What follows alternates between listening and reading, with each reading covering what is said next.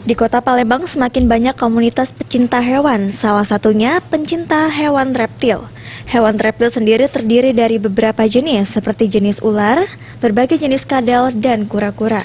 Kambang Iwak merupakan tempat kumpulnya komunitas sumser reptil dan berbagai jenis hewan yang dipelihara oleh anggotanya sering diperkenalkan dan memberikan edukasi kepada para pengunjung Kambang Iwak tentang hewan melata ini. Seperti yang dialami oleh Sherly saat berkunjung ke Kambang Iwak, ia mulai tertarik dengan ular. Dari awalnya tertarik, sekarang ia justru lebih berani berinteraksi dengan ular. Selain itu, anggota pencinta reptil juga memberikan pengetahuan tentang ular ke anak-anak agar mereka bisa berinteraksi secara langsung. Kalau aku sangat terhibur karena emang hobi. Hobi seneng ya? Ya, senang. Mungkin bisa dibilang ke tidak takut lah ya? Tidak takut, tidak jijik juga. Tidak jijik juga.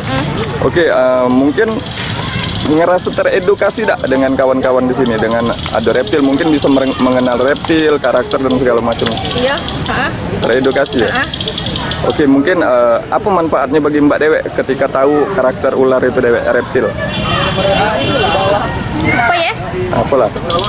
Mungkin jadi tidak takut ya atau kayak mana? Yo, yang tidak tahu jadi tahu, yang tidak takut ya nambah tidak takut.